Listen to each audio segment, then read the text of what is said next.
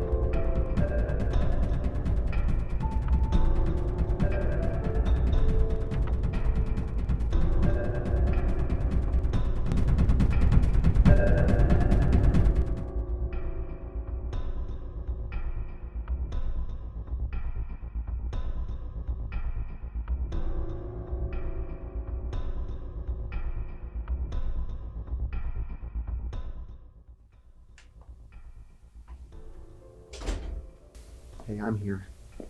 Where have you been? I'm sorry. So do you have it? Yeah, of course I have it.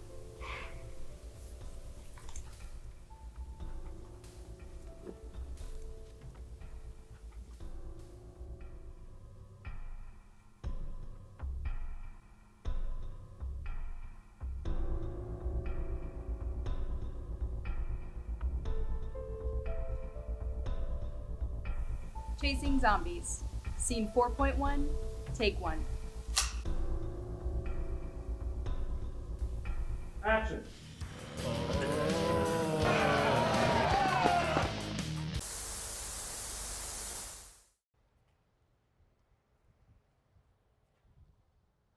Hey, Dead fans, I'm Brian Saponis.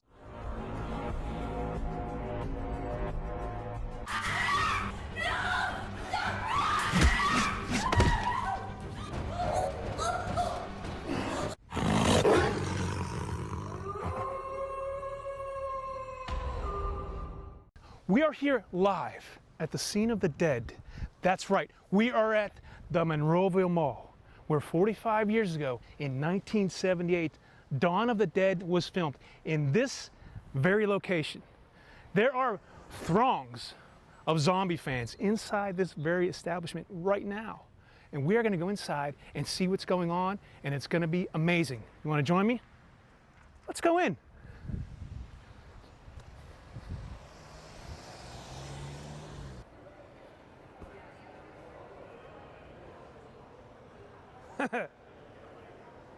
It's George Romero. Well, okay, it's not the George Romero, but that is George Romero's bust, which is awesome.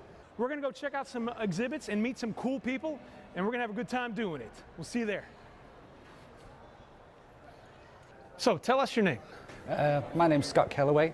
And where are you from, Scott? I am from England. England? You came all the way from England to here? Why are you here? Some kind of instinct. What are they doing? Why do they come here? Some kind of instinct. There's just something about the place, being a fan of Romero and everything. As a kid, I always thought, I'd love to make the pilgrimage one day to come and visit, you know, the locations, the mall. And then one day thought, screw it, I'm just gonna do it, we're gonna go. And first time I came was about 2018, I think. And then since then, I've been about 4 times now. So what was your first experience with George Romero films? Have you met George Romero? I Okay. was so excited to meet him. First experience with George Romero films, and then I want to hear about your Yes. experience. Night of the Living Dead was the beginning of it for me.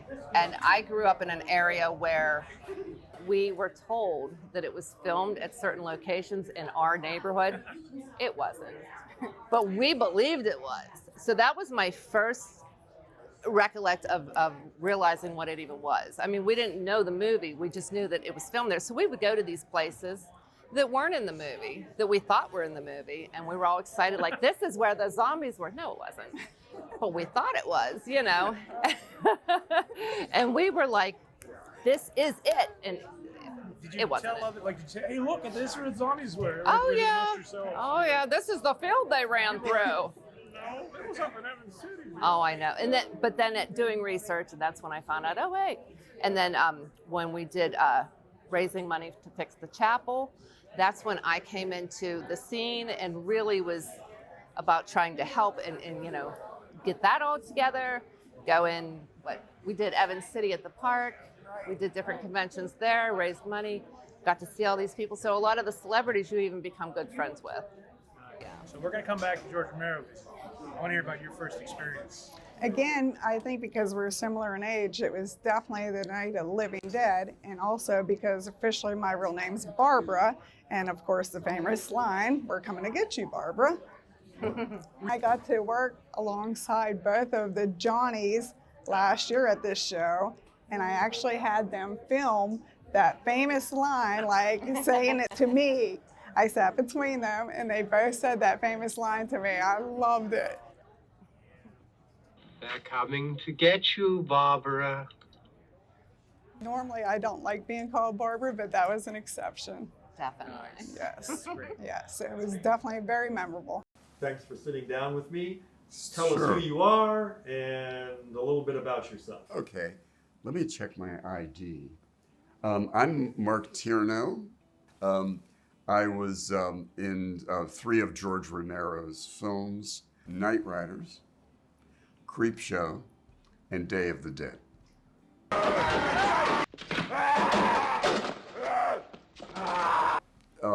Night Riders was the first George Romero film that I was in, and I don't remember how I got an audition, but I did, and I got cast as one of the court members, but I was working full time, and I didn't want to give up my job to do this film that I didn't know anything about.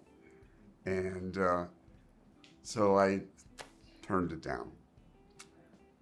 But they came back and offered me the role of the true magician, because they knew that I had to do magic also. So I agreed to that, and I had to be there maybe 3 days a week, sometimes 4. You know, and that worked out really well.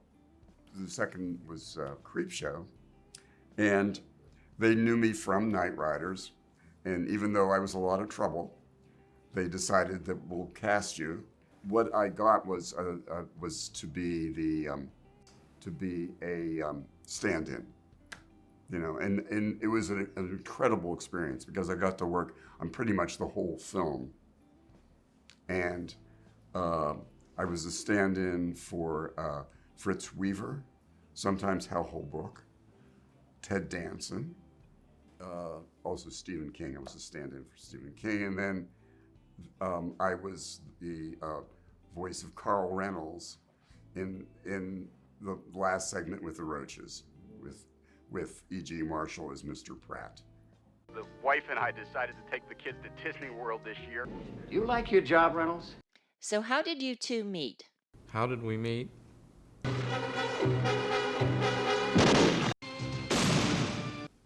How did we meet? Let me tell you how we met. It's very interesting. Oh, wait. You know, in 1977, I was working on my first book. It was called A Collector's Guide to Monster Magazines. And I had just self-published it. I was working at an art studio at the time, and I had gone out to lunch. When I came back from lunch, It was like a 2-story or story and a half studio, so there was a deck above the first floor of it. On the deck with the guy that I worked for was Tom Savini and Jeannie Jeffries. Tom had brought his collection of famous monsters to show me because he had just picked up a copy of my book, and Jeannie, they were together to come down to meet me. So that's how we first met.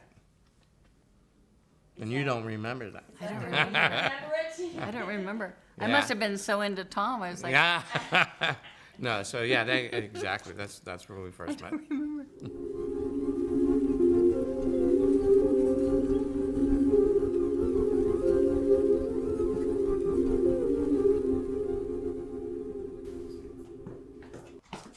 Oh, hey, can you turn off that light?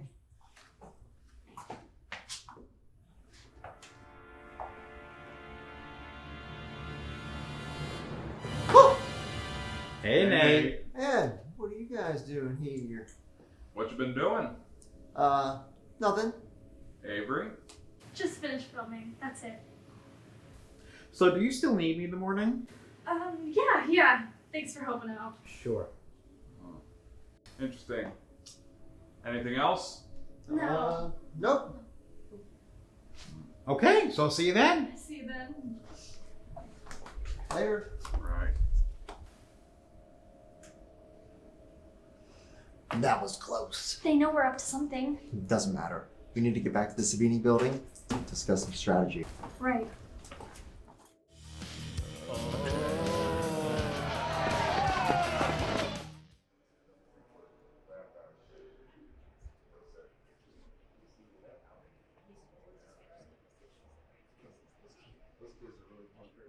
So, tell us your name.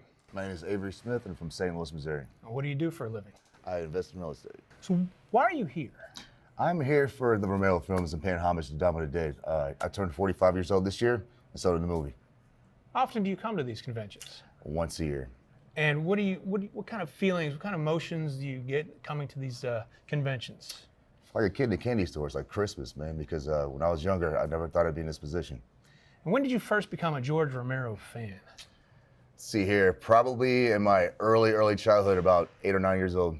Yeah? Yeah. What was it that started you as being a George Romero fan? Well, my parents owned a video store, and I was from Illinois. I mean, at the time, we were living in Louisville, Kentucky.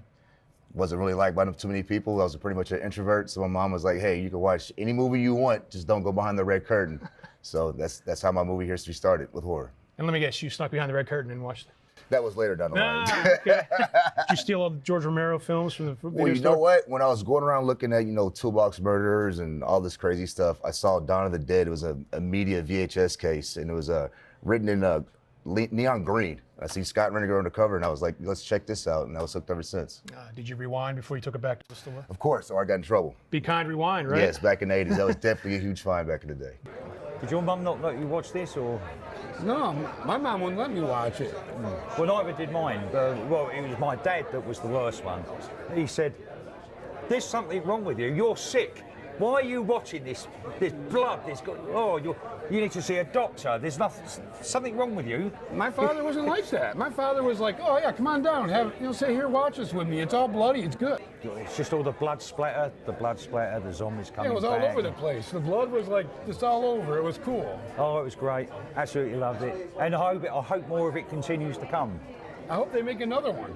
Well, let's hope they do. I mean, hopefully they might cast us. You never know. You never know. Let's hope. You might be the 2 lucky ones. Well, let's wait and see what happens. Yeah, let's see what happens. Chasing Zombies, interview with Bob, take 1, common mark. Okay, so wait, what do you want us to say first? Sorry. How we met. Because he wouldn't remember, because I was tremendously insignificant. It was in Monroeville at the first Fantasy Film Celebrity Con in 1978, and it was such a very empowering event.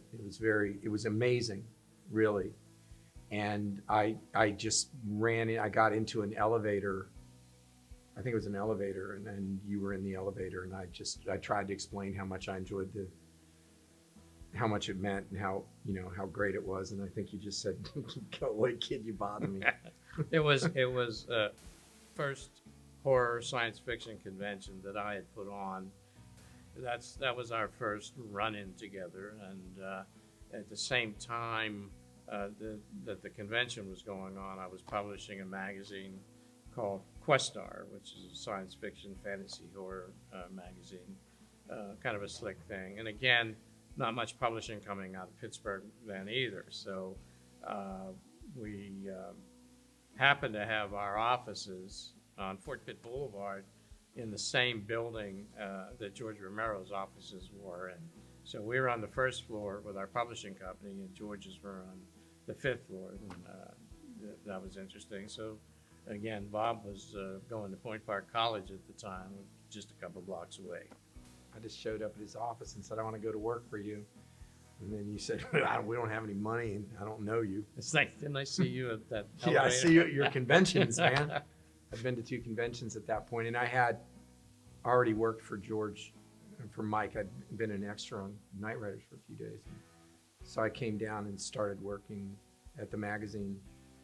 You don't remember this, but one of the funniest things ever was, you know, when people think about Night of the Living Dead and they think about the farmhouse and they think about the basement.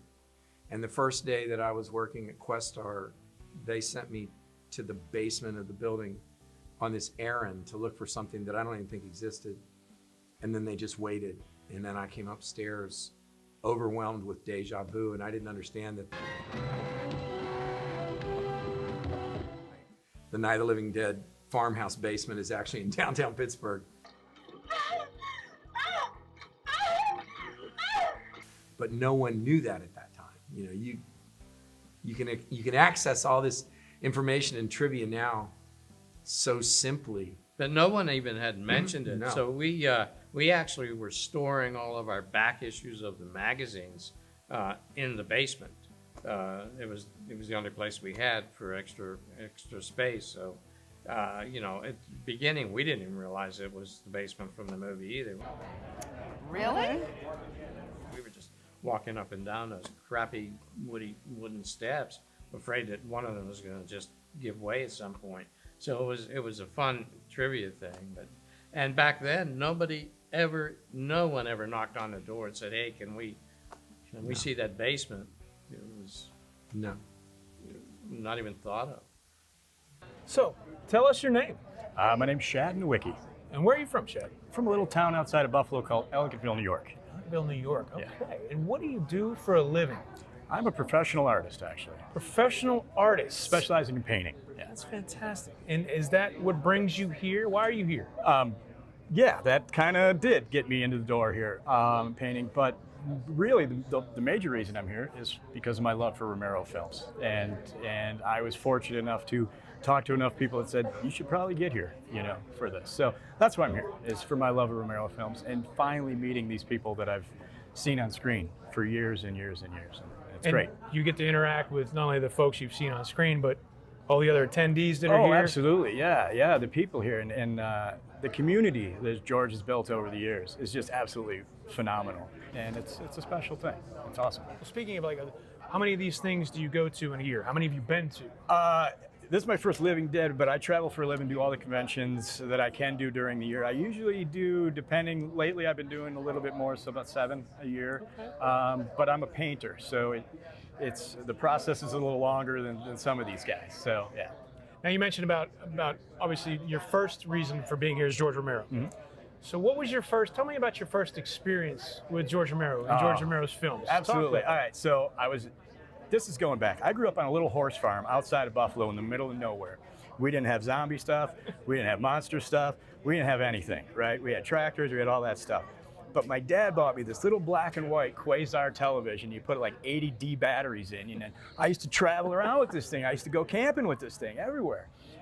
And I remember being so young, and one of my first memories of the title, Night of the Living Dead, scared the shit out of me. And I was like, I am not going to watch this movie ever. And then one night, sleeping in the barn, because that's what I did in the summer. I never spent the night in the house. I'd always camp out. I had on this black and white TV, and what comes on is Night of the Living Dead on a little, I mean, we're talking 5-inch screen. And I sat as close to that thing as I could, hoping the batteries didn't run out. And I watched that whole movie from start to finish. And when I got done watching that movie, I wasn't really frightened, like scared, but I was just so curious about this type of movie and about, this is black and white. There's monsters, there's people eating each other in this thing, you know? And for me, it was just amazing to see that movie. And it resonates with me. You know, when people think about nostalgia, that's what I do. I do nostalgia paintings. When people think about nostalgia, there's all these wonderful memories that come to you. And that, to me, I can still smell the barn. I still see myself sitting there in the middle of the night watching this little black and white television. And I think I'm really excited that's how I got into it, rather than somebody saying, oh, watch this years later. You know, I was very young when I got into George Romero I was just gonna, movies. how old were you? I think I was 9 or 10 when I watched it, right? You're talking also black and white carry-around TV, so yeah. But then I got into the other movies later on, and those were all, I think Dawn was my first or second movie I ever rented at a video store. So yeah, that was my life for a long time, watching those movies. Bring in the slate. Perfect. Everybody. Mark it. Chasing Zombies, Interview with Jeannie, take 1, common mark. You have a pretty voice. Okay, everybody settle. Action. Take it, Brenda. Tell us about the movies you were in. When I first moved to Chicago, I met a gal and I played the prodigal mom for this girl, but it never went anywhere. Anyway, my first movie was basically Dawn of the Dead. And that was interesting because I got into that because I was the Iron City Beer Girl. Okay, let's start with that. I was the Iron City Beer Girl. And then they came out with Robin Hood Cream Ale. So I was giving away beer samples to tons of people. And this group of fellows were sitting there, and this one guy was watching me, and he said, you seem really professional. Would you like to audition to be the 96KX call girl? It was WTAE radio in Pittsburgh. And they were going to do an FM station. Anyway, I auditioned, I got hired. So at the end of that year, it was a whole year long, I did a Halloween costume party. I was to give away $100 to the best costume, and I gave it to this huge Darth Vader character. He took off his thing, and it was Tom Savini. What? Tom's a legend. Now, I didn't know who Tom Savini was, and I didn't know George Romero, and I didn't know movies were going on or anything. But anyway, I gave Tom his $100 bill. And then he said, can you do makeup by any chance? And I said, oh, actually, I do makeup. I do makeup for photos. And Tom said he couldn't do straight makeup. He was into special effects. So I said, yeah, I can certainly help you with that. So I missed 2 weeks of Dawn of the Dead, but it was because of Tom Savini and me giving him $100 for the Darth Vader. And that started my career, meeting George Romero. Yeah, I met Tom, gave him his $100, and the next day we went into George Romero, and he said, George, this is Jeannie. I'd like to hire her as my #1 makeup assistant. And George says, hi, Jeannie, you're welcome, blah, blah, blah. Done deal. After Dawn of the Dead, then became Night Riders.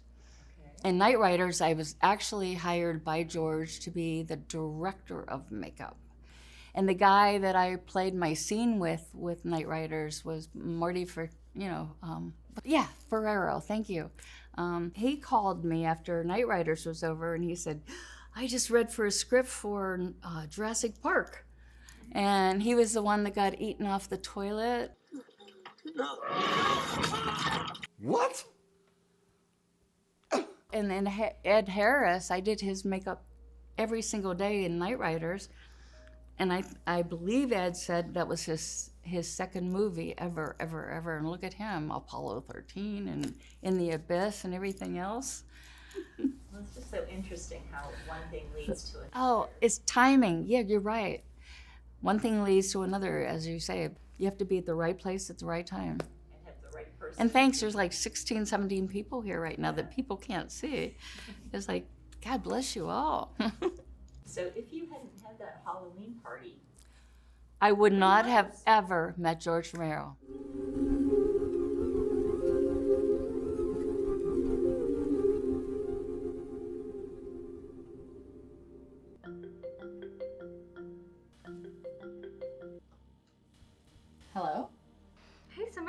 how'd your creature project go? It actually went really great.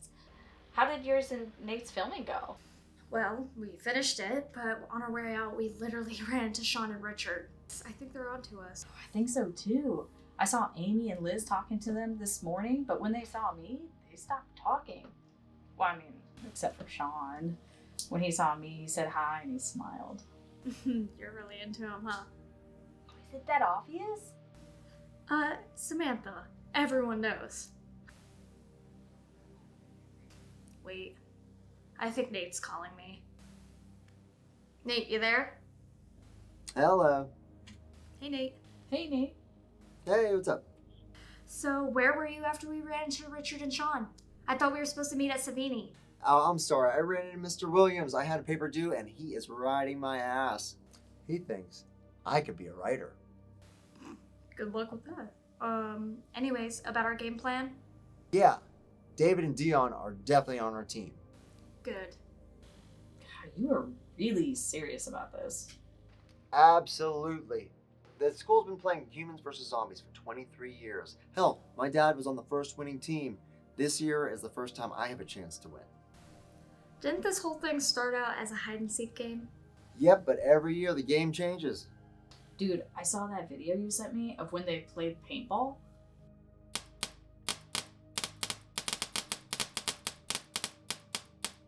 Yeah, I'm glad I wasn't there. That was brutal. But now that the game's going back to the original format, we might actually have a better chance of winning. Why? Because we're smaller and we can hide easier? Huh, yeah, that's funny, but they're doing it at night, so no advantage there. Yeah, they're gonna have a hard time hiding. They're huge. I wouldn't be so sure. Sean's captain of the zombies this year, and he's fast and very smart. Alright, hey, let's get back to the plan. Wait, what plan? Well, Nate got some glow-in-the-dark makeup, and we're gonna mix it in with the zombie makeup. Is that fair? How do you be sure they're gonna use it? I'm positive they're going to use it for their portfolios. Aren't they gonna be able to tell that the makeup glows in the dark? Not as long as it's outside. After we get into the park and everyone scatters, it'll be late. The sun goes down and boom, so does their faces. Nate, how could you do this to Sean after he agreed to help you tomorrow? Did you forget about what happened last year? During the Dawn of the Dead Jeopardy game? Yeah, our advisor was your uncle. He was just one of a zillion parking lot zombies, but they brought in Bob Michelucci. That guy published books about George Romero. That wasn't cheating. Look, they just outsmarted us, plain and simple. Now we're turning the tables. The zombie team takes great pride in their makeup, and we're going to use that against them. How are you gonna get it into their kit? I already took care of that. Dion has a class with Amy in the morning. He's going to mix it into their kits.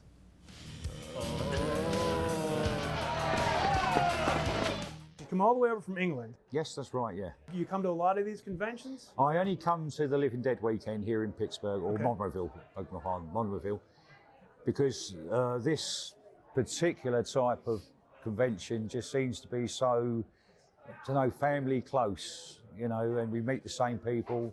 We have a little family of friends that that come here every year.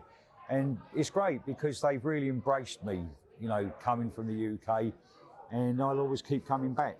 That's fantastic. How about you, Sean? Coming from Ithaca, New York, the love for George is all over the United States, all over the countries. And it's an amazing feeling to just have the George Romero experience in your blood. It's like it captures you. It does. And so, obviously, George is very influential in a lot of today's zombie films and things like that. Oh, What is do you remember your first experience with George Romero films, and what hooked you? What grabbed you? My first experience was The Night of the Living Dead, and my dad was watching it, and I happened to be going down, downstairs, and there's Dad watching it, and I love the scene, the cemetery part in the beginning, the eeriness of the music. Stop it now, I mean it. They're coming to get you, Barbara. That was the famous line, and it was just, I was hooked. I was like, this is really good. My dad got us at 12 years old. We were watching horror films, and I was like, my mother would be like, no, you can't watch that. And I'd be sneaking out of my room just to want to sit there and watch it with my dad, because it was just the fascination of being hooked into the horror industry. I loved it. See, obviously, Dad won that one for this thing. So what about you? What was your first memory, first experience? Oh, my first experience, I can remember it just like yesterday. I was a young boy, and I'd just come back from one of these little school outings. You know, I think the year was about 1982, and my dad had rented out this big VHS. He had that huge VHS cover back in the 80s that, you know, you just about to yank open, and it was Dawn of the Dead. Now, what happened, Dad started watching this movie, and I had been that age at the time, I had to go to bed early. But my mother turned around and said to me, she said, "Don't go downstairs, for God's sake. Your father's watching this film. There's all these people biting each other's necks and arms." And so, of course, being a 7-year-old boy at the time, you get inquisitive. So I decided to get out of the bed, and where I was, we had a stairway, and from the top of that stairway, from the bedroom, you could see clearly into the front room where the television was. So I sort of put my head down, and I caught the bit where Renee Banks, you know, all this hair came out, and the SWAT team were in there wrestling with Scott Reiner. And I went, "Oh God," you know, I pulled the sheets over the top of my head. But I watched it again a few years later, and I don't know, it just, you know, it just caught me, and I had to watch the whole lot. I had to start with Night of the Living Dead. I had to start, you know, watching Dawn of the Dead religiously. I can't tell you how many times I've seen the film now, but it's a lot. Then I went on the Day of the Dead, Land of the Dead, and ever since then, you know, I've just become a George A. Romero lover. He certainly left something very loving and close behind, and we will continue the legacy for him. How did you first get acquainted with George Romero and his films? Well, I've been a fan of Night of the Living Dead ever since I first saw it, which was a drive-in movie on a double bill with Willard. And I've been a fan of the movie ever since. What furthered your fascination with these movies? Did you have contact with any of the actors? Yes, actually, I wrote a fan letter to Kyra Schoen, who played Karen in the movie. And we were, this was back in 1979. I was a teenager and she was just like in college.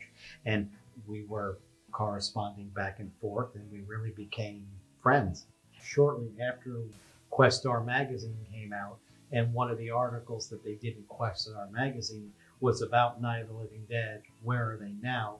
And they interviewed Kyra, and she actually stated in that interview is that one of the fringe benefits that I had received from being in the movie was that a 15-year-old boy had contacted me from Florida, and we've been corresponding ever since, and that we had become more of friends instead of just, you know, a fan. Did your friendship with Kyra help you secure a role in George Romero's Day of the Dead? Well, not directly, but it definitely pointed me in the right direction, because when my mentor and teacher from the high school that I was at had a video production course, and he called me and he said, George Romero is making a sequel to Night of the Living Dead in Florida.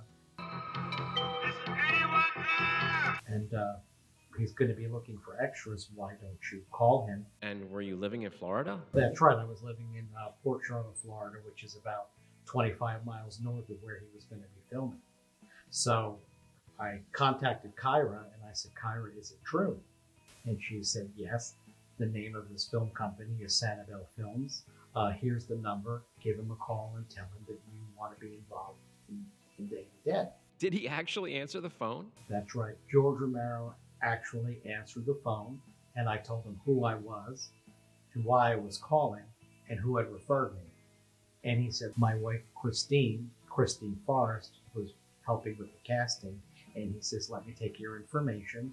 I will have Christine get back with you, and we'll go from there. Describe for us the day you went to the set to shoot your scene. Okay, well, they bust us out there. They got us out there. The sun's just starting to come up, and we're all lined up out there. I see Christine Forrest running around. Then I see Tom Savini. And Tom Savini comes in front of the crowd.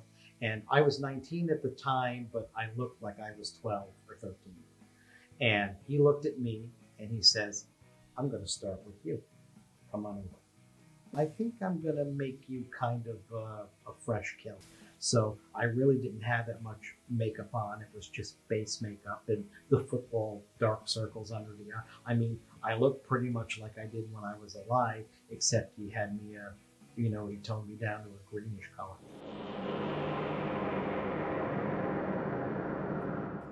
So how lucky are we, huh? We are so lucky, oh my god. So Larry, how did you get roped up in all this Romero stuff? Well, that's pretty interesting. It all stems from Dawn of the Dead, actually. I watched that as an 8-year-old, and it wasn't 8-year-old? Yes. What the hell's wrong with your mother? I was just captivated by somebody taking over a mall. The main characters in the movie took over a mall, and it wasn't the zombies like that. I wasn't scared. I wasn't affected by the gore, blood, guts, or anything like that. It was taking over a mall. I thought it was the coolest thing ever.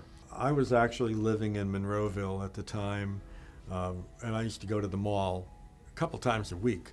And then I'd heard that they were filming some kind of movie there. I didn't know what it was, but I knew who George Romero was.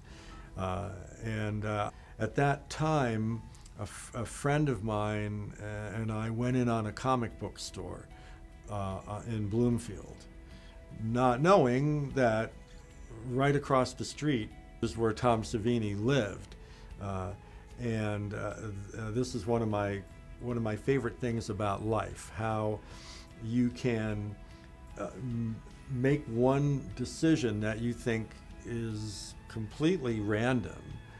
I was supposed to work at the comic store on Saturdays because I had a full-time job. I was a psychotherapist right up the hill at Western Psych and geriatric psychiatry, so that's what I was doing.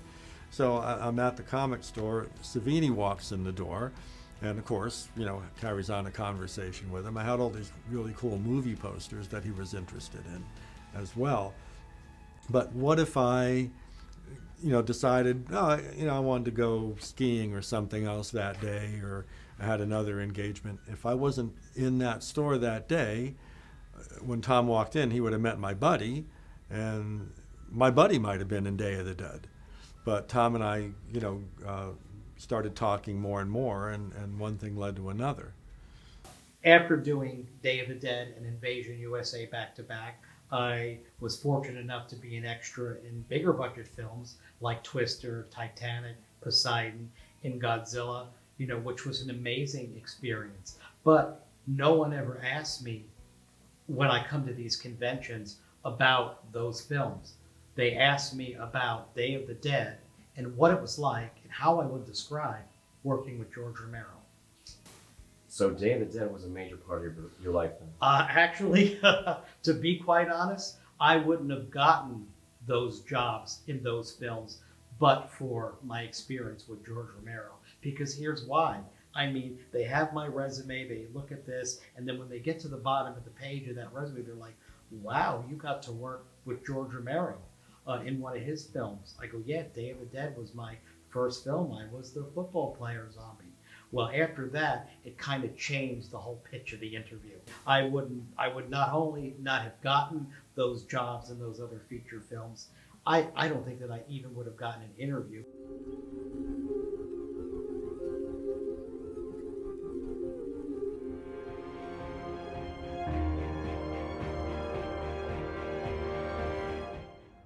So, are we still going through with this? You guys have been playing too many video games. How do you feel when you find a cheat that helps you win? Like a winner? Everybody uses it.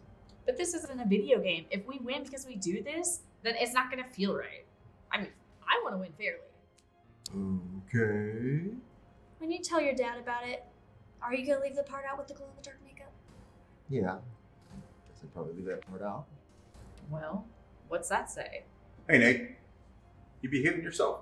Only every second of every day ever, Mr. Williams. I'm trusting you two to keep an eye on him. Yes, sir.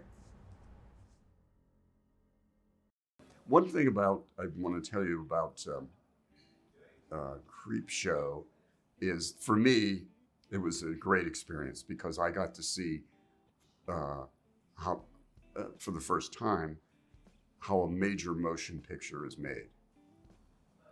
Yeah. and I got to see how George worked as the director, how people on the set worked, how Tom Savini worked using doing special effects, like the monster and the crate, Fluffy, which is sitting behind me, yes, and how he worked him, using hydraulics and in different times, and there wasn't always a person in the suit, and I was there all the time. Also, I realized how time is money, because there was a point where there was something, the blood splatter in the lab.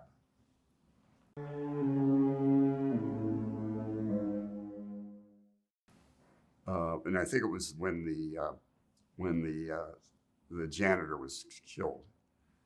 There was something that the blood splatter, somebody cleaned it or something, so it wasn't there, even though it had been in the shot before. So we had to wait until they did that, and that took like a half a day, and it was, thousands of dollars. Can you somehow describe what it is that draws us so much into that George Romero universe? Why it touches a chord in so many people. I'm not sure exactly, but I know one of the things is the intelligence of the films, because there's, in every film that he does, there's always this subplot that isn't necessarily true in other horror films. I don't know that this is always the only thing, but for example, in Dawn, there's a line, I'm paraphrasing, they go back to where they're comfortable, which means the mall. Yeah. So it's a social take. Yeah. On consumerism. Yeah. First film of George's I saw was Martin at your convention, and it changed my entire life. I mean, that film, it is the single most important event in my life in terms of movie watching. It changed everything, my aesthetic, my taste. I always say I went into that film as a kid and I came out as an adult. I was just a completely different person. Which was a more artsy film too. So. But it was a deconstructionist look. It brought vampires into reality. Right. George was truly a great American filmmaker. I actually think Martin is a great American film. I think if he wasn't working in horror, I think there's always vanilla. Had it been made in Hollywood, with Mike Nichols, Dustin Hoffman, and it's an Oscar nominee, but you make it in Pittsburgh with nobody, and it disappears. But all of George's films function on two levels. They function as entertainment, and they function as something deeper, a deeper commentary on society. And it wasn't, and he would tell you this, it wasn't because he was necessarily consciously striving for that. He was just a smart guy who cared and who observed, and he wove deep themes into his work. And no matter how much gratuitous gore or violence he would put into a film, it never felt gratuitous or cheap. I don't think George, as much as anyone else, felt that there would be such a cult following on any of the films. I think he was just as surprised as anybody to see that, 10, 20 years later. I mean, there's generations now that weren't born when these movies were made that are big fans. How did you get caught up in this? I'm not from Pittsburgh, so I would come up as a horror convention vendor, and that would be my way to get to Pittsburgh. I could make money and it could pay for the trip. Right. So I would come here and I would be prepared. I would want to research locations from George Romero's films. And I had thought over the years, that I would like to go on a tour of, say, the Monroeville Mall or film locations from George's films. Yeah. And I saw there was a tour on a box set of Dawn of the Dead. All its versions are on the set. Mm-hmm. And there was a tour on there, and I'm like, I want to do that one day. And then I decided to research it, and then I got obsessive with my research, and I I had so much information at my fingertips that I knew more than most people out there. And then in present day, I actually do host tours of the mall for fans from all over the world, and that's actually why my voice is a little hoarse at the moment. I have a bunch of points to make all on the way. Most of the points are on the bottom. A majority of the action and such happen on the bottom floor. You'll remember after they sort of go shopping and such, and Roger is in his little cart, Fran puts a box of plates in the cart with him, and that would have been over here. I'll show you that in a second. But she parks him right here. I never thought, after nearly 40 years, that Day of the Dead was made, that people would still be talking about it and would be writing me and asking me for my autograph, just the same as many others who played secondary extras in these films who are being pursued the same thing as me for autographs and convention appearances and in celebration of all things Romero. It seems like the film shows everybody's sense of struggle, every dynamic of it, you know, personal, your peers, and there's also some type of ambient forces give you some type of conflict. So that's what people deal with every day in life. And that's what the movies are about. That's what I really like. As I grew older and I talked to people and I started watching these movies more and more over and over and over, they're like, dude, why do you like these movies so much? And I'm like, well, you gotta look at the special effects. I mean, if you see something in the late 90s and the 2000s, it's like, hey, they got that idea from Romero. That's true. So Romero's got a lot of influence in a lot of today's films. Definitely, definitely, definitely. When I say Dawn of the Dead, it was the fact that you had these people that were just trying to survive. Things were going bad, and you had these 4 people group up and just keep hold to what was left. You take Night of the Living Dead, it's more documentary, like it's real and gritty, and you want to absorb that, and you're into the world with that first film. And then you go to Dawn of the Dead, and it's an adventure, it's fun, it's rollicking, it's a roller coaster, and you get into that and you enjoy the characters and such. And then you get to Day of the Dead, and that's where I think things really change, gets gritty, is people being mean to each other. Yeah. I think that's how it would really go down. Yeah. That's the most realistic one to me. Yeah, and it talked a lot about the character of different people. Sure. And what was important in their lives, because when something like that happens, you know, you don't know how you're going to react. And some people react one way, like the military people, and then you got the scientists trying to figure out, you know, maybe how to save humanity, as opposed to, hey, I don't care what happens to them, I'm saving myself, that kind of thing. So there's a lot of social commentary in that, as it is in all the Romero films. Yeah, or even Knight Riders. What character do you love the most and feel connected to, and why? Well, you know what? It stems from different movie to movie, because, you know, regardless of the fact that everybody's having their inner turmoil and their struggles of what's going on in the outer world, you know, you had Sarah, who was played by Laura Cardille. You had, you know, Ken Ford, who played Peter. It's like everybody really wants to try to do the best for the worst scenario, but, you know, you got to make the best choices you can. So that's pretty much, I feel connected with all of them. I can't just pick one. In watching these films, is there a particular character or one that you like or kind of glom onto? Definitely, I mean, Ken Forey.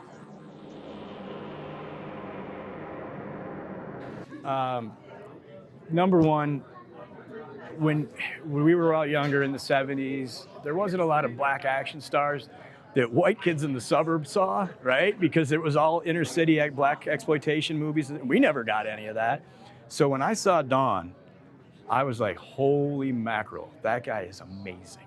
He had, I mean, from the opening scene to the end of that movie, he's on it. He's this tough guy, and he's, hey, how you doing? And he's got everything going on. He's charismatic, and to me, that was just an amazing role in that movie.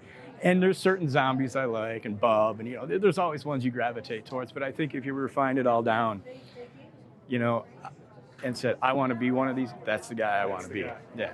Have you met the others? Met him today. Wonderful man. Absolutely wonderful man. Yeah. And I've been able to meet all the other people involved this weekend, and it's been great. Now, have you ever had the opportunity to meet George Romero? I have not.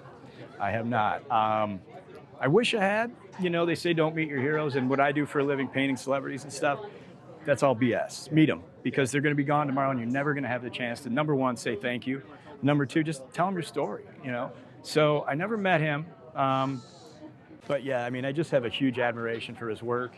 And more than just the work is this community, he's the godfather of this whole franchise, this whole genre of movies. And wow, that's awesome. You know, that's a hell of a body of work and a hell of a life. And that's, you know, talking about him from that level, does he influence, you know, your work, your art, My painting? your Absolutely, painting? absolutely. Like, so just this year, I think I'm on 5 Romero paintings. You know, first one I did was Flyboy because I went over to the museum and saw, and I was in the elevator. I'm like, I got to do a painting of this.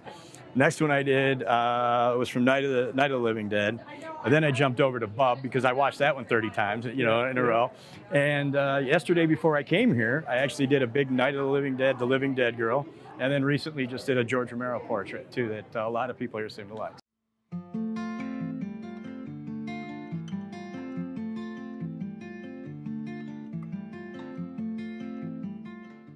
We have quite a long history together with. Ended up working with him. In his office. And Well, yeah. I mean, later, this would be now in the early '90s, I guess it was.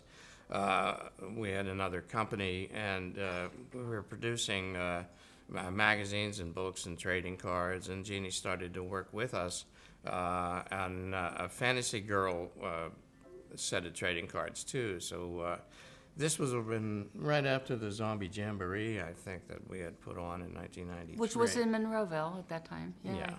And the Zombie Jamboree it was the first time all of the Night of the Living Dead cast was brought back together. But we also had other different guests too, like we had some Scream Queens, Brink Stevens, Linnea Quigley, we had Kane Hodder, we had Adam West, we had Jeannie.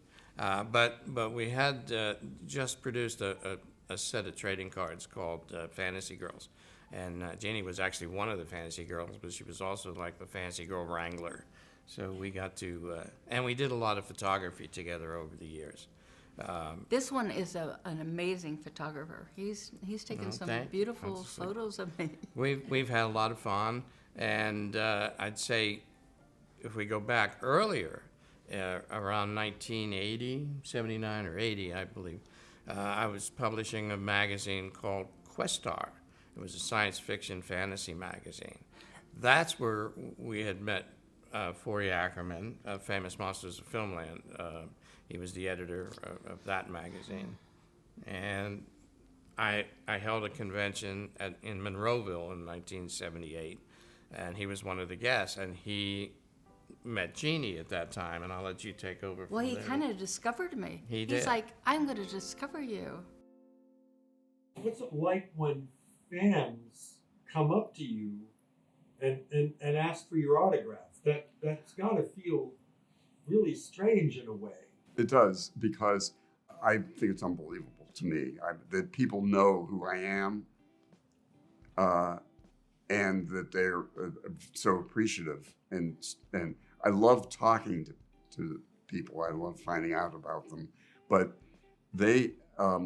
I went to a show in the Pittsburgh, Monroeville area that was a convention, and John Amplis was there, and that was his has been in 6 of George Romero's films. And he said, Mark, you've got to do this. And I'm like, no, come on. Nobody knows who I am. And also, Greg Nicotero was there, who on Day of the Dead, he was an intern. But he had become an important person in the Hollywood scene for special effects.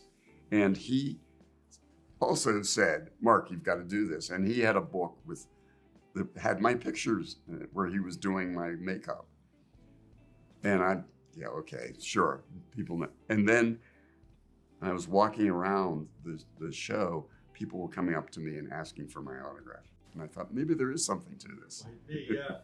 So it's interesting how only up until recently, this whole thing has now become part of your identity. It's almost like who you are.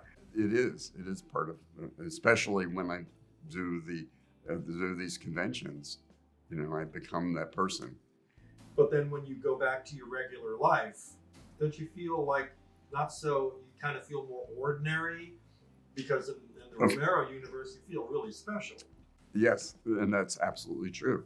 And I still have to take out the garbage, which I really object to.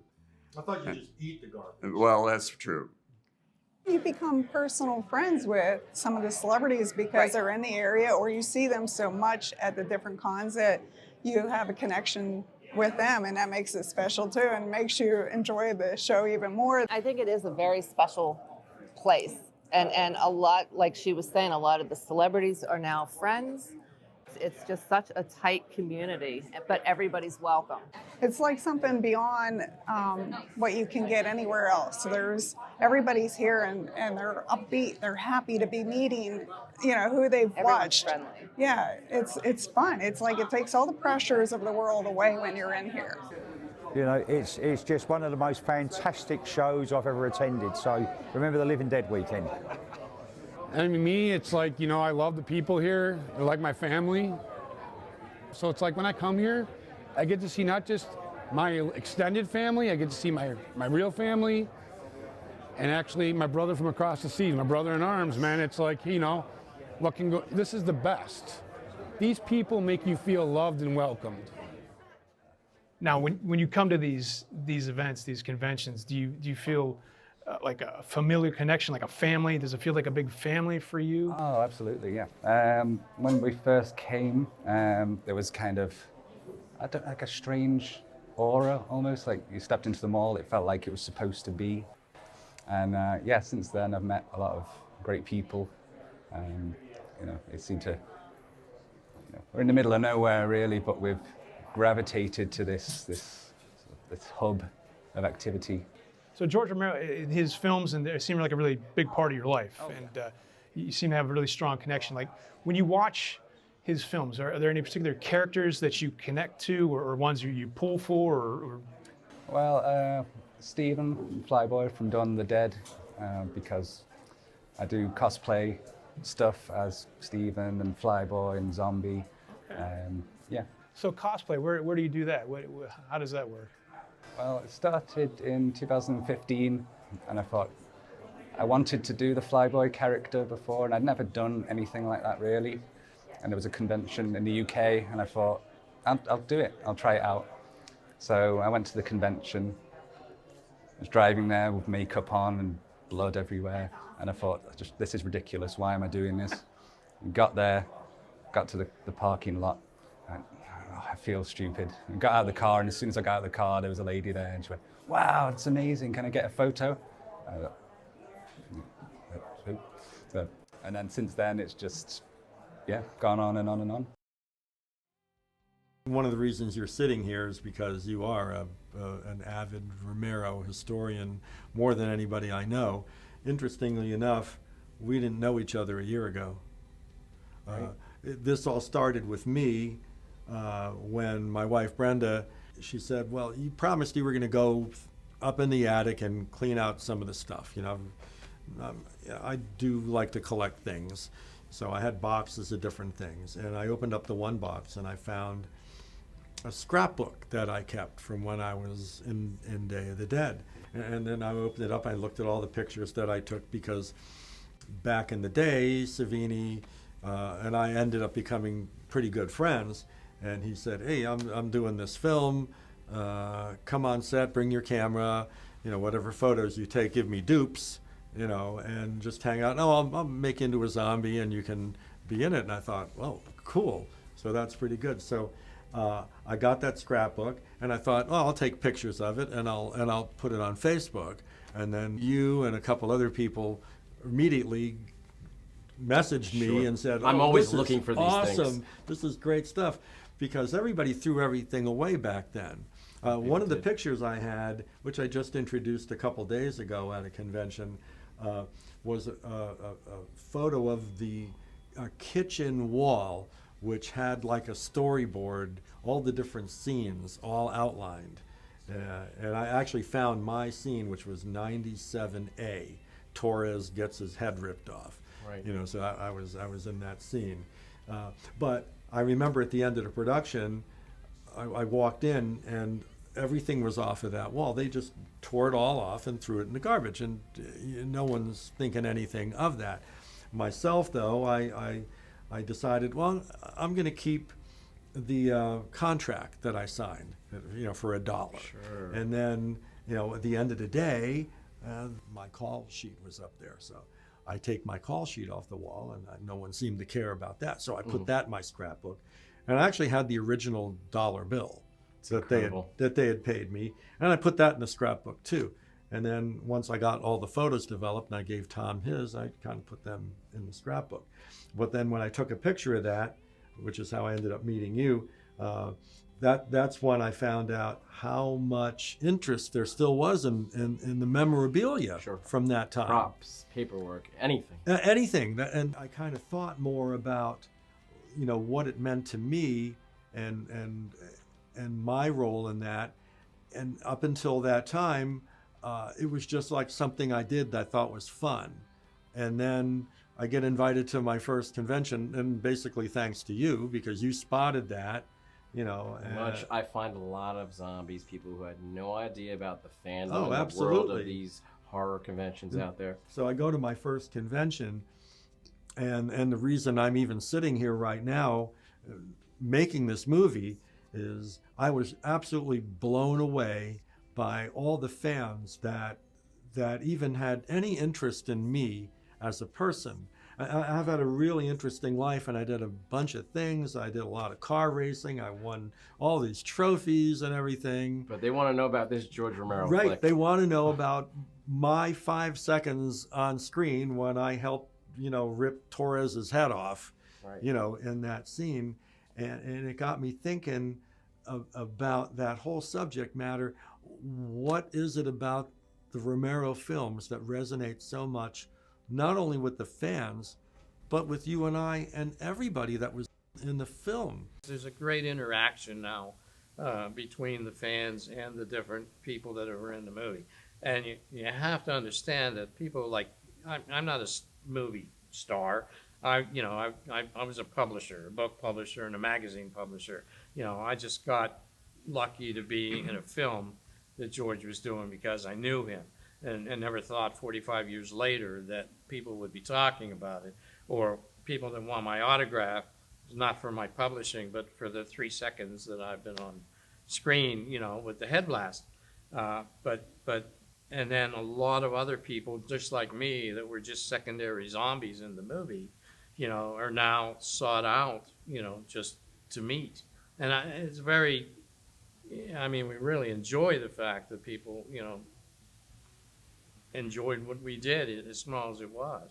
We wouldn't be here without #1 George Romero, of course, but the fans. If the fans weren't a part of the loving of George Romero, Thomas and me and everybody else, we wouldn't even be here. So thank God for the fans.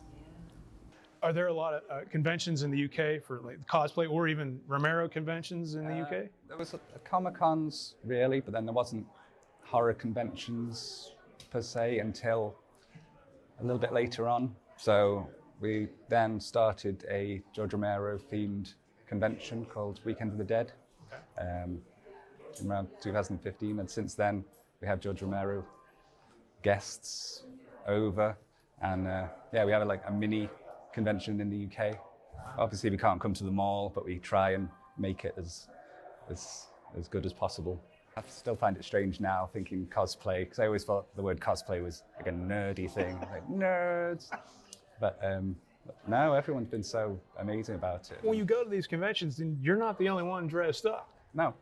You're, In fact, I'm probably a minority not being dressed up. Yeah. When I go, it's like, hey, wait a second. You bump into people, like there was a lady yesterday who was like a fly girl, and she was walking around with like all the makeup on and everything, and it was like, yeah. So do you have a big collection of stuff at home? Yeah, I've got a storage unit full of stuff. And storage unit? Yeah.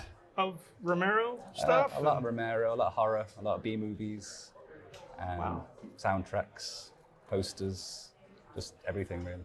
I just remember the title, Night of the Living Dead. that was the scariest title out there. And I'm like, I saw The Exorcist. But when that movie came out, I'm like, nah, I don't want to watch this, man. And like, I heard this is the scary one. And then I saw it, and I got fish hooked ever since. I'm on the Romero train for life. It seems like a big kind of family event. Everybody knows everybody. Like a family reunion. Right. Yeah, it's like a family reunion. Oh So yes, talk about definitely. How does that work? Is that something to look forward to? Right. All the time. Yes. Because again, you see kind of the same people at certain ones in the area, so you do definitely become friends, and you look forward to seeing them too. Not just the celebrities, you look forward to seeing them. I just met Kim last year at the same event, and of course, And we're good Facebook. buddies, Yeah, and Facebook, of Facebook course, helps helps keep that. everything, and yeah. Do you have a really outrageous story from behind the scenes that nobody would believe? I just heard one yesterday from Tom Savini. I'm sorry. He said, Jeannie, Tom and I were doing a Q&A. And he said to me, do you remember when we really got in trouble in Dawn of the Dead? And I said, yeah. And then he brought it back. I said, is mine the same as yours? One time, now you have to remember, we were filming all night long in the Monroeville Mall. And then we had to clean up after too. Not that I left a lot of blood there, but and then we had to shop for stuff during the day, to create the stuff we were doing at night. So one time, Tom and I were dead tired. I don't think he and I had slept for 3 days. We were working all day, buying stuff, creating stuff, talking about stuff. And then night, all night long we're filming, and I'm doing stuff, he's doing his stuff. And we finally said, there's a room. Let's just lay down for a couple hours. I was like, okay, so we went back and just lay down. I mean, this is purely like you and me just laying down. We just needed to rest. So we rested for a couple hours. Now get this. We come out of the room and Tom is saying they were having this huge board meeting. I guess Richard Rubenstein and Tom, and they were having this huge, important, quiet, behind the scenes, nobody else was invited meeting. And Tom and I come out, we're like, so anyway, we got in trouble for that. So that was a biggie. I'll never tell. Tom Savini denies this, but the first day I worked on Day of the Dead was the first day of shooting. And they put on my makeup. It took 2.5 to 3 hours to do the makeup and to do the appliance, because they used latex mask, and do my hands.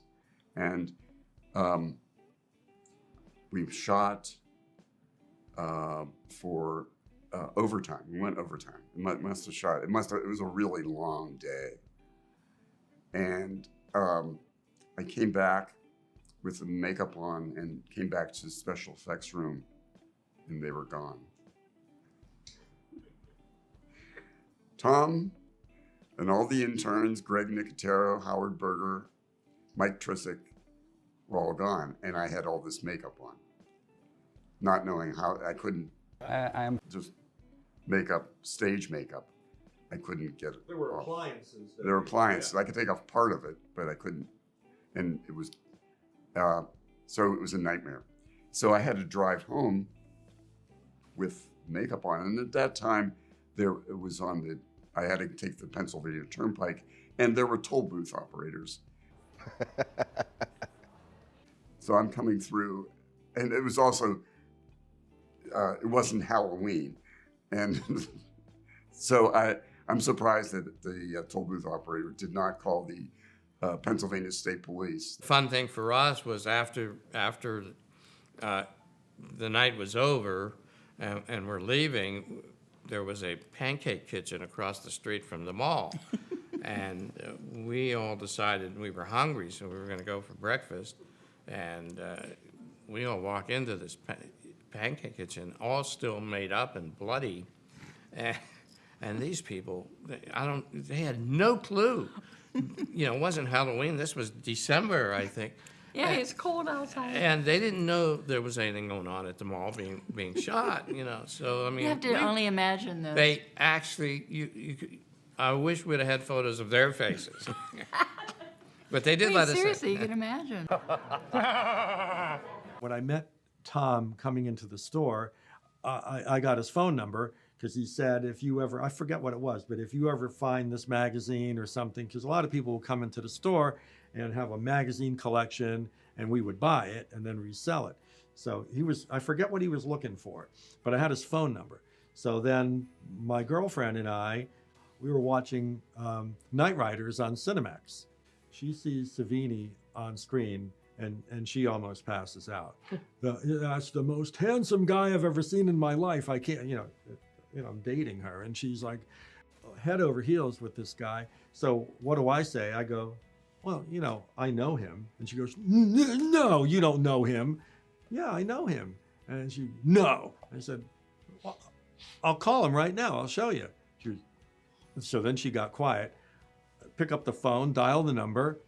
Tom answers, and I go, hey, Tom, it's Mike, the guy at the comic store. Oh, yeah. He said, I got someone here that really wants to talk to you. So I give the phone to Holly, and she's like, oh, no. But then she ends up talking to him. So he invites us over. He goes, hey, what are you guys doing right now? Come on over. So we go over to his house. So it went from a customer in a comic store to, oh, hey, come on over to the house. I'll show you what I'm working on. I'm working on some really cool effects and stuff like that. So I go down in his basement and I see all of this stuff, and he's asking me questions. What do you think of this? And because as a fan, and then one thing led to another, and we have this real common interest in early science fiction films, and we had these massive VHS collections, both of us. So I used to go over to his house and we used to watch, these VHS tapes and trade back and forth and stuff like that. And then, of course, the opportunity came up. Hey, we're shooting this thing in this mine in Beaver Falls. You want to come out and, hang out in the set, take pictures, and I'll make you into a zombie. So, my decision to go to the store that day puts me in a chair with you making a documentary film. One of my earlier jobs before we were publishing, when I first got out of high school, I was a messenger for an advertising agency. And I had to constantly be delivering packages or picking them up from different places. And there was one particular place I hated to go to because it had like 30 steps to have to keep walking up to get to their offices. There was no elevator. And later on, I realized that it was called Hardman Eastman Studios. And the place I worked for was doing a lot of commercial work and video work. And it ended up, it was Marilyn Eastman and Carl Hardman, and I hadn't even realized that. And that was only 2 years after Night of the Living Dead was made. So that was. I think one of the things, and George and I used to talk about this. We talked about this extensively at one point. People won this notion that, like, when they made Night of the Living Dead, that they were a bunch of amateurs. It's not true. Right. There were a lot of people. They were working a lot. Pittsburgh was a phenomenally creative town. You had ad agencies like Ketchum McLeod. There was this network of creativity. There was QED. You had Westinghouse doing documentaries. There were not one but two motion picture labs in Pittsburgh. And all the corporations, PPG and Heinz. So you had people, you had illustrators, you had filmmakers, you had editors, you had, it was a very, very creative town. Right. I mean, it was, they were hardly like, in mom's basement somewhere in Canton, Ohio, trying to figure it out. I mean, they were making a living doing this. It was people doing commercial work saying, boy, I'd really love to make a movie. The Calgon story. What happens when a Calgon research team and their submarine are reduced to micro size and sent on a dangerous mission deep inside a washing machine? Engines reversed full, Captain. We're stuck. We've got to find out what's on those fibers. It was just such an infancy in the whole movie business. I don't think anyone at the time realized the hunger that people had to know more about George or know more about Joe Dante or John Landis or any of this, John Carpenter, all this crazy, wonderful horror filmmaking that was coming out of the late 70s. And we were right there with George. So we were one of the first magazines to do a feature article on George. And we did one on Mike Ornick. And then we also did one on Dawn of the Dead, probably one of the first articles on Dawn of the Dead. And that also leads into that I also designed and published the Dawn of the Dead poster book. I also worked for an ad agency a lot. And we did a lot of fake labels around product that was in J.C. Penney's in Dawn of the Dead.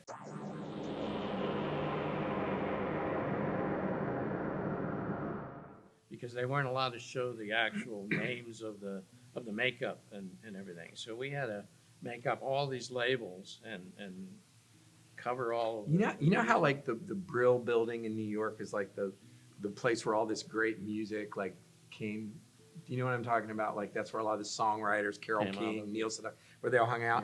That's like 247 Fort Pitt Boulevard. It's like the horror Brill building because exactly. You also had the animators. Because you had the animators there. Your Rick Catazone was there. I mean, I would just go upstairs and hang out while he was doing, you know, pencil tests for Creep Show. I remember the first time I saw footage of like the Creep. It was just nice that we were all in the same building, so we all became friends. So, how many days were you the Beef Treat Zombie on the set of Day of the Dead? I think I was at least 4. Because I'm in different scenes. You're there with Deborah Gordon. Yeah, there's part of it is with Deborah because we were corralled. We were in the corral, and as a matter of fact, Steele, played by Gary Clark, knocks off my hat. Says, "Nice hat, asshole," and knocks my hat off. Nice hat, asshole. And we're collected. Then we're in the lab, Dr. Logan's lab, who was played by Richard Liberty, who was a fantastic actor. He was. And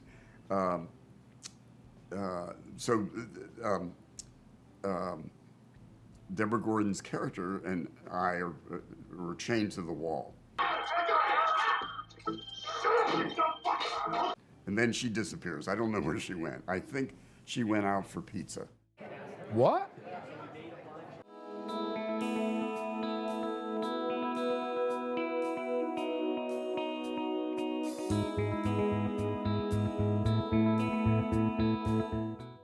Near the end of Day of the Dead, your football zombie character attacks Miguel on the platform. That first scene was shot in Florida, and the other in Pennsylvania. Your character's wardrobe was specifically chosen to add continuity between these two locations.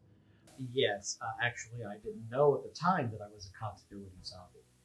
But unfortunately, because I was so short, the jersey would not fit correctly. So the costume designer didn't know, well, you know what to do with it. Well, she said, you know what? Take the jersey and flip it around. What? And we flipped it around so that it would fit better. So mailbox, which is supposed to be on the rear, set it on the front. Don't worry, honey, we're going to work it out. Oh my God. I didn't know about that. Where the continuity error came in was when the scenes that they had filmed before mine in the Wampum Mines, the extra was wearing the jersey correctly. And not only was that extra much taller than me, she was also a woman. We did that scene twice, with me coming to the gate where I'm coming up onto the platform there. The first time we did that scene, I had my wristwatch on, and I hear George yell, "Cut!" That was great, but mailbox 22, I need for you to come over here. And I was scared to death. I was only 19 years old. I figured, oh, well, he didn't like what I did. He didn't like the way I looked. He's sending me home. That's it. He says, no, we're going to do it again, but you got to take that wristwatch off. So thankfully, the tube socks were in style then. So I stuffed the wristwatch in my sock and pulled it up because the pants that came with the jersey didn't have any pockets. So then George actually gave me some direction. He says, look, what you did was great. What you did in the first take, I want you to do again. Do it exactly the way that you did it. So I went back, we got everything set up. I came through the gate, came all the way across till we got up to the platform where Miguel was laying, and you could see my hand touch his face. It was all sweaty, and then George said, "That was great." So that take is exactly the take that you see in the movie, because we only did it 2 times. There's a scene where I'm trying to get to Dr. Logan, and I'm grabbing at him, but I can't reach him. They have to be rewarded. Reward is the key. I'm convinced of that now. And he said, "I'm going to teach you a lesson." And he turns out the lights, and I'm scared, which a normal zombie would not be scared. And I whimper.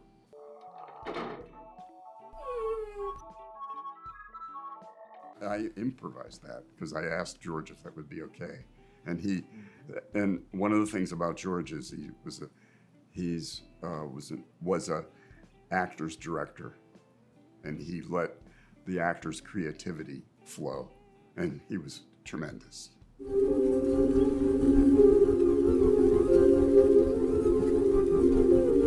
been planning this out for weeks. We don't need the glow-in-the-dark makeup to win. Where is it now? Well, I gave it to, me. Job done. What do you mean? I mixed it into Amy's cube. Nate! Okay, I got it. Did you guys smell that stuff? It looked like it was freaking radioactive. Where'd you even get it from? Well, I got it from that magic shop just past the drugstore. Where? By the cemetery. You mean the one that's owned by that creepy old guy? Yeah. Well, hold on a second. Let me get this straight. You're talking about that shop with the rat skeletons and the eyeballs and jars and stuff. Yeah, that's the one. That place closed down like a year ago. No, you guys don't know what you're talking about. I was there. I got the stuff from that guy. And yes, he was a really creepy guy. That's some Twilight Zone crap right there, because I'm telling you that the DEA, FDA, EPA, or somebody came in there, raided the place, and shut his ass down. But that's where I was. That's why I was late to the studio the other day. I was there. Dude, David's right. That place hasn't existed for a while now. What did you do?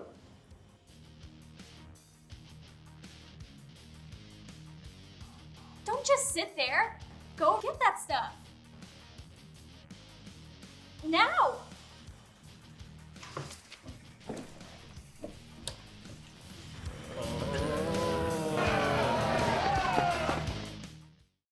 In Creepshow, at the end of the segment to Tide You Over, Ted Danson and Galen Ross, who are play the two characters who are killed by Leslie Nielsen's character, come back from the dead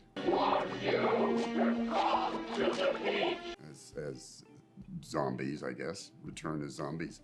And I believe they had to leave. I don't know which of the two had to leave early, but they could only do so much shooting.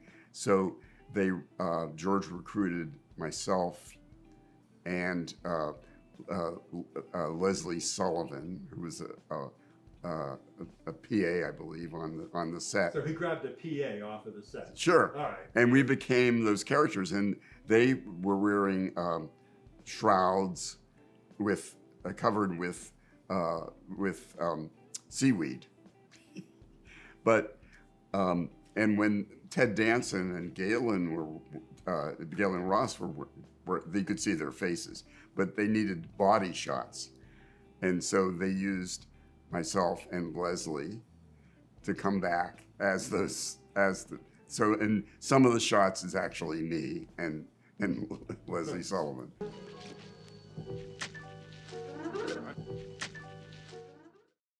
I see absolutely no resemblance to your face when I compare it to your zombie makeup. So, how long did that take? What was it like? That's a great question because nobody's ever asked that before. Because I remember he put on a cast on my face. I couldn't see. I had a straw to breathe out of. My nose was plugged up.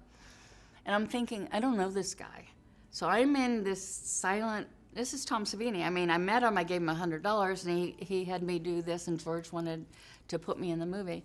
But I remember being under this, but it took Tom about, well, we had to do a cast, and I want to say it took us about 3 days to do what Tom did to my face. And then he put a squib. I had to have a squib underneath. But yeah, you don't do stuff like that anymore. But I remember when I first came out, before I had the whole face thing on, George Romero said, Tom, no, she's still pretty. I want her to look ugly. So we had to trip. And he had to put a little more blood here and blah, blah, blah. So, and then, but I remember that George said, no, she still looks too pretty. I was like, oh. But yeah, to wear that and that squib that was put on my face, they don't do that stuff nowadays anymore. Can you imagine if it would have, instead of exploding, it would have imploded? I would have looked like that one picture of me after I did my scene. It could have really, but it didn't. The guy was a genius. And then, and then I had one on my back because they shot me in the chest and my back blew apart. Now that, I could feel them though. They're like a prophylactic filled with that 3M simulated blood. I could feel when they touched the battery wires together, and I could tell, and as soon as I felt it is when I was supposed to react. Thanks for liking my scene, by the way, all of you. This is so nice. I mean, geez, oh Pete. Because I had by then was friends with Tom and Jeannie and had met George and everything. We got to be made up, and I got to be, a special zombie is what they called them then. So I was one of the ones, that was able to get made up with the squib and everything and get, none of us knew what we were going to be doing. We were there pretty much all night in the makeup room, just waiting around. But, then they would call us out, and my wife was with us, and she was made up. She never really did make the movie, even though that she was in some scenes, but they actually got cut. And I didn't know that at the time it was going to be a close-up the way it ended up, because it was a funny story. When we went to do it, they explained to me how the squib worked, and that Tom was sitting across from me holding this fishing line with a button that was in my forehead that had been made up, and what was going to happen when I hear the gunshot, that I needed to drop. And that was great. George was standing there, and he was so casual about it, and now they're ready to go, and I'm thinking, well, how do I fall, forward or backwards, or and then I heard the noise that fast, and it just went down, and I didn't realize it was only going to be a tight headshot either. And there was no, Ken Faree was not on the set at the time. There was nobody shooting a gun. It was just that scene that was shot. So it was an interesting way to see how movie making took place. And no one, especially me, would have figured that beyond that night, or getting to see myself on screen when the movie came out, that anybody was ever going to care about it after that. What do you think of George Romero's influence on the world of film and horror? Because so many things out there have been inspired by him. He pretty much created the modern zombie. Yeah, he did. And they didn't even call it a zombie in the beginning. He called it a ghoul. Right. And I'm watching Walking Dead, which I was a huge fan of. Actually, when they came out with the remake of Dawn of the Dead, that really scared me, because in a zombie apocalypse, really all you need to do is cross the street. The zombies are slow, but sure. in Dawn of the Dead and World War Z, that really freaked me out, because they're fast.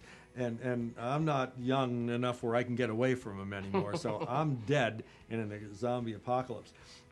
But I see Greg Nicotero is the guy that is responsible for The Walking Dead. Sure, and Greg was basically started with you on Day of the Dead. Yeah, it's like he's an apprentice to Tom basically on Day of the Dead. And I have some interesting behind the scenes photos that show a scene that was actually cut from the film. That's very interesting. Yeah, Tell us more. Yeah, Greg is ripping Tasso's head off. The Torres scene rips his head off, and that all went really well. But then he's standing there with the head, and in this one photo, you can see George has the camera on a dolly, and Greg is looking that way, and he's holding the head, and the head is looking this way, So the dolly follows the head as it screams silently. Meanwhile, there's an operator that has cables going down Greg's back and down his sleeve and into the fake head. Sure. So it's screaming silently and the dolly's following it. That took hours to film and then cut from the film. So, Greg starts with Tom. Well, Tom actually started with Alan Ormsby, right? Isn't that, do I have that right? Yeah, Death Dream. That was a creepy film. Yes. So that connection comes up, and I'm sure Tom could tell an interesting story as to what decision he made that he didn't realize was going to turn into something where he's working with Alan Ormsby, and that leads to all these other things. Sure. Besides your work on Dawn of the Dead, did you ever collaborate in other Romero films? We were on the sets of other movies. I know with Night Riders, I wasn't in Night Riders, but I did some of the props for Night Riders. There was the magazine that they were reading. I said, I didn't know about this. The article about them, I had done that prop. With Dawn of the Dead, we were both in Dawn of the Dead. Jeannie did my makeup in Dawn of the Dead. Scope zombie. Yeah, actually, I played 2 zombies. So You did, and you did the other makeup too, where I had my sort of like an eye gouged out, and that was that scene. I was a different zombie, and we were going down on one of the bikers outside as they were, we knocked off the bike. So that was one scene, and the other one was the now affectionately called the scope zombie, where I have a head blast. So and I worked with some different things behind the scenes of that movie too. So we've known each other over 45 years. Yeah. And we're still friends. Yeah. I was just gonna add that. We still stay friends. Yeah. There aren't other movies out there besides George's who celebrate essentially what are extras in a film. But the zombies in George's film are the extras, and people want to meet all of them. All of them. And I do too. Things that are connected to that initial decision and simple decisions. Yep. That's my favorite thing about life. I always look at choice. Your decision to choose is almost an absolute. The decisions that we made that were just random decisions puts us in the chair across from each other, sharing in this amazing group of people that we care about and care about us. And the crazy thing is with me, I know you are a zombie in Day of the Dead. I was not in George's films. Yeah. So I understand when somebody wants your autograph. Sometimes they want my autograph, and I'm like, I'm not worthy. They have items signed by George Romero. Yeah, and they come up to me posters. and they Stay ask scared. me to sign them. Yeah, I'm what like, the heck? No, I don't belong where on do I there. belong on And there? they insist, and then I finally oblige because I don't want to disappoint them. But I'm like, I don't belong on there. But sort of, I get it also because I give them a sort of enjoyment coming back to the mall and explaining everything about Dawn of the Dead, that everything that happened in the mall, and they have that in their minds, and it really helps them imagine being back there at the time, even though the mall has changed so much over the years. Well, and also everybody. Yes. You knew. I met George 38 years ago, but that was the last time I saw George. We didn't really have any interaction, but you saw George. I met him many times at conventions. Yeah, many and times. And one of the best interactions was, besides the first time. The first time, it just showed me what a normal, ordinary guy he was. I waited 3 hours to meet him. I get up there, sit next to him, and I said, how does it feel to be so beloved? And he says, I can't fucking believe it. So when you got to meet George, it seems like you made a connection with him. I walked up to him, his face lit up. He grabbed my hand, me and I the whole time. And then we got a photo together, he gave me a hug, and it just felt so special. I am so happy that whatever decisions I made, not knowing where it was going to lead, helped introduce me to this amazing world of Romero fans and films.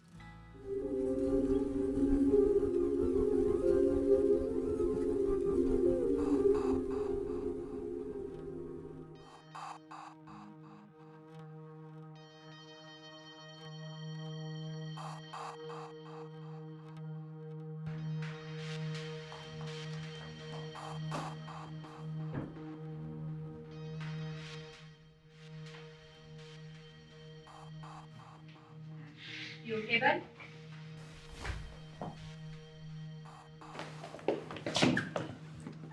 Look what you did! What do you mean? What did you do? Put glow-in-the-dark makeup in your kit. He what? I'm sorry, this is all my idea. I think there was something wrong with the makeup. You think?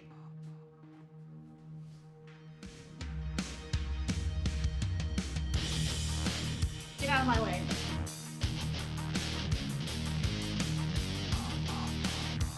Sean? Sean! Sean!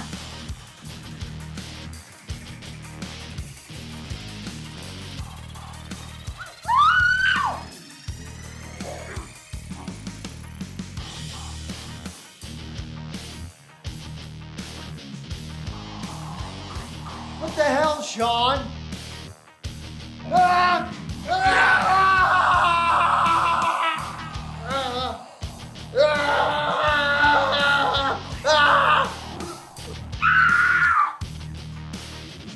No!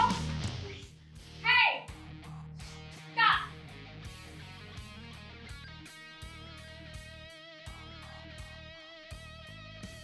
Pick on somebody your own size.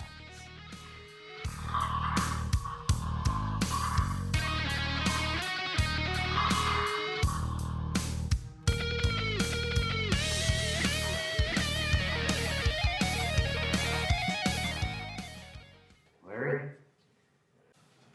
Larry? You don't look that great. Do you feel okay? No, my head, it's really starting to hurt. I gotta get out of here. Larry? Hey, Larry, you okay? Good.